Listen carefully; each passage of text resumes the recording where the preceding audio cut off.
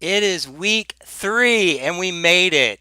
I'm so excited about all the testimonies that I've been getting with you guys, where you've had some victory after victory after victory, and you guys have been meeting your challenges. One of the great themes of this week is everything you ever wanted is on the other side of fear. And that's so true that if we just push ourselves to do a little bit more than we thought we could, or to go in that direction that we otherwise would have been too fearful, our business can really grow. And today, I have an amazing superstar special guest with us, Miss Nicole Ricks. Good morning, everyone. Good morning. So excited to be with you. And yes, my name is Nicole Ricks. I am from McAllen, Texas, Yeah. and happy to be with you. Isn't that near the Alamo? We're a couple hours away. We're south. Couple of hours. Yeah, we're right next to it. Yeah. That's why I tell people I live next to Disney World. It's only 8 hours away. Sorry, I didn't mean to interrupt you. Go ahead. No, so Chris, thank you so much for having me. I know that you asked me to talk a little bit about myself. I am a luxury residential agent, and I am specializing in that for the entire time I've been in real estate. The fear that you were talking about, we talked about earlier as well. It's so true that if you just get past that, it your business flourishes significantly, significantly. Hmm. Absolutely. So to jump in real quick to our theme, Nicole, what are some victories that you can tell us about that you had? Oh my goodness, there's so many. It's So we were talking, and victories. I had certain goals that I wanted to meet, a certain number of listings and certain things, and I completely exceeded those. Chris and I were talking earlier. Over $9 million in inventory right now, yes. which is a huge, huge victory. And just having people work for me, that's another huge victory. I've successfully kept two people who have just made my team so much better and complemented everything that we're doing. Now being more efficient with them, Yeah. and that's been a super super victory as well. And one thing that you mentioned about your team that I think is a good thing. Um, can you tell a little bit about how long you're in real estate when you jumped in and built that team?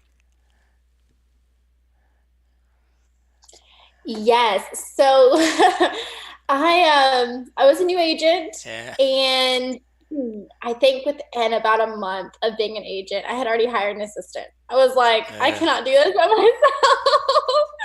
And so hired an assistant, and then kept going through different assistants and different positions till I really found out what I really needed in hmm. a person.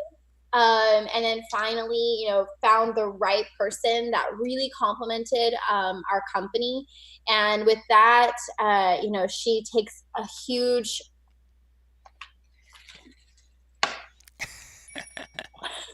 Okay, guys, everybody, there's a cat on my table. I'm so sorry. Home office luxuries, yay. Yeah.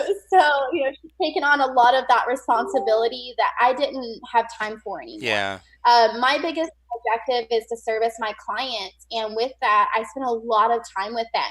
And so where is that paperwork, where is those advertisings and all of those things? Either they were midnight with me, on the couch trying to do it all, staying up until the hours in the morning, or hire someone. Right. And she's really taken that responsibility off of my plate. And then the other gentleman I hired, he does all of my landing pages, all my videos, and all of that, which makes a huge difference as well. So I have those two that work for me full time. Hmm. And that makes a huge difference having them in the office all day, where then if there is something that arises, we can get it taken care of right away. Hmm. Yeah. Absolutely. What do you feel like and you may have kind of touched on a little bit with that. What are your challenges that you have? The challenges that I have had was really not knowing how to manage it. Being a new agent and growing so quickly like I did, it brought a lot of challenges, a blessing full of Yeah. challenges, honestly. They were good, but at the same time, how do I manage so many clients all at the same time? And, I don't want to say there's a difference between one client and another, but when the type of clientele that I had really was very demanding. Hmm. So I was a lot of time invested and really trying to keep up with those great successes that I had, all those great stories that I had told them that I was doing, which was still happening. Just I wanted to make sure that I didn't let anyone down. And that was a challenge for me. However, it's all came through, sink or swim, and Yeah. I swam in a lot of different ways. And so that's been a really good thing for my company and for my clients. Yeah, and so basically, again, stepping out into that fear, getting those assistants, building that business. One thing too, Nicole, and again, we talked about this earlier, but just to reiterate, you were talking about how when you're meeting with clients and you share those stories, it helps when you're building, like in part of a listing presentation, giving stories of your victories are what helps instill confidence in what you do. I, So we were talking about my referral based yeah, business, how I was referral based and what was going on with it. So let me shed some light on that. yeah, Um, I have never paid for an ad for me. I've yeah, advertised my properties, but never for me. right. And that's because I didn't need to. The very first story I can tell you about is I came into real estate wanting to do commercial and investment properties. I wanted nothing to do with residential. It was too emotional for me, and I didn't want anything to do with Hmm. it. But I found out that God had a different plan for me. I had a friend that came to me and said, "Can you please help us sell our house?" And I was a new agent. I had a license for like a day. Yeah, I was like, sure. sure. Yeah. So, after you look at all the details, it was expired, but on the market over 2 years. It was in the middle of nowhere, literally 45 minutes away from town. And that's not typical for our area. Hmm. It was overpriced for the area, overbuilt for the area, just everything you could possibly imagine. And I'm like, sure, I can help you. I did not want to take this listing. I really didn't. I was just like, this is not for me for so many Yeah. reasons. And so I said, okay, if I said yes, I'm going to do it. So how do I do it? And I did a lot of research and I said, let's do a video. Hmm. So I went to my client and I said, I want to do a video. And they were like, okay. And I was like, $500. And they were like, okay. And I was like, oh, okay, let's do Yeah. it. And so we did the video. I did lots of Facebook advertising with that video and sold the house, both sides, Hmm. 6% in Wow. 28 days. Wow. And so it was just like, whoa, wait, this is actually pretty good. Yeah. Residential's not that bad, right? And so that's what happened. I started with that one story and it just kept growing from there. So every single time someone came to me and was talking about real estate or wanted to sell their house or whatever it may be, I would tell them, this is what can happen. Yeah. And, this is what I've done before. I would love to have the opportunity to do that with you. And so it just kind of kept going from there, and story after story. I ended up getting a lot of referrals, if they were clients, if they were close friends, or honestly, a lot of agents were referring clients. Hmm. Not even agents just outside of our area, but agents inside of our area. And I think that that has a lot to do with how I presented myself, Right. how I spoke about what I was doing, and then how I took something that everyone told me not to do. Everyone tells you not to specialize in something. Yeah. They tell you, no, you're a new agent, go do everything, figure it out. You'll know what you like, you need to learn it all, blah, blah, blah. I was like, no, I specialize in luxury real estate. I do residential. This is what my specialty is. This is what I Hmm. focus in. And with that, that's how I got the respect from those agents. And I think it's the Yeah. same thing with commercial, right? If you say, oh, I'm an agent, why are you ever going to refer them commercial? If they say, hey, I'm a commercial agent, then you're going to be like, oh, I know a commercial agent. Let me go Right. send it to them, right? And that's what happened to me is I ended up getting tons of referrals. Mm-hmm. Um, and I would partner with them or they would just refer it over and ended up just kind of blooming from there. One referral led me to a $500,000 listing. The Wow. next one led me to a 750. The next one lifted me all the way to like 885 and then 1 million. And then this last one was 2 million. Yeah. Okay, sure. Thank you, Yeah. and so that's really good as well, building those partnerships. So Yeah. it's the referral based business has been everything to me. Every single client has been referral. You bring up a good point too about where you're talking about the real estate agents, because that was one of the little video things I wanted to touch on too, was that concept of a lot of people, they don't think of real estate agents as a place to get business when it absolutely is. It absolutely there are agents that have their license that don't even really do anything, and you know, people just don't think about that, about reaching out to or you, of course, they're reaching out to you. But yeah, that's a really good point that you bring out there. Is that in your business, don't discount other realtors as a source of business because they absolutely can be, and especially when you specialize in something. Um, When you specialize. yeah. So, you know what, Chris, you bring up a great point because when I was a new agent, I said those exact words. Hmm. I don't need to know agents. Yeah.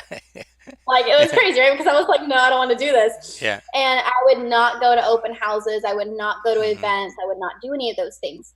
Um, Now, can I tell you that I do a lot of it right now? No, I can't. Hmm. I'm very busy. But do I get to know them? Yes. Right. And do I intentionally go certain places to get to know certain agents? Yes.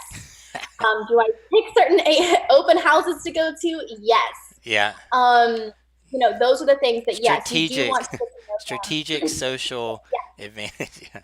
And then the other thing is I've always, since day one of being an agent, and this was a blessing for my first broker, was that I was involved with my local MLS. Hmm. Always. I'm on the PR committee. I'm on this committee. I'm going to this event, make sure that everyone's voting, call all these agents about this. And I volunteered. And no, I don't have time to do it, but I do it anyways, right? Because you do get to know them and they do get to know that you actually care about Yeah. the end of. No, that's a really good point. Nicole, what are your personal goals for this week? Oh my goodness, Chris, my personal goals. So we all know that I want to be up earlier in the morning. Yay. And when I say earlier, I already am up at like 6, but that's not early enough for me. I Yeah. want to be up 4:45 in the morning, and I want to be an ambitious person, and I want to go to the gym and all these great things. Um, so I did try this most of 2018, and I succeeded off and on. And now I am going to do a baby step. I'm going to do 30 minutes earlier in the morning, so Hmm. 5:30, Yep. and all week I'm going to be up at 5:30 in the morning, 30 minutes earlier than I normally am. So that's my goal. Yep. And so what goals do you have as far as your business that's upcoming for you? Excuse me. Well, so a little bit about why it takes so long for my listings to go up and be ready and selling is that I specialize in luxury. So with that, I have a team of agents who do a team that does all of the repairs, that does all of the staging, all of the repairs that are going to be going for the market. Hmm. And so what happens, like right now, I have 3 houses and that are being repaired all at the same time. So I have 3 teams of people repairing them, and I have all my teams doing everything, and it's kind of all this craziness going on, and that takes a lot of time. So Yeah. what happens is my clients kind of lose that enthusiasm as the time goes, and I don't want to do that. So I want to make sure that this week I get all 3 of those houses, the repairs done, at least one online this week, because it's almost done. Yeah. So I'm super excited about that. And that's pretty much my goal, is to get some of these online, because you can have inventory, but if it's not online, it's Yep. not going to It's not gonna do sell. anything. Well, so Nicole, how can we help you reach those goals? Honestly, if everyone wants to text me at like 5:30 in the morning, Yeah. Get up, get up, get up, get up.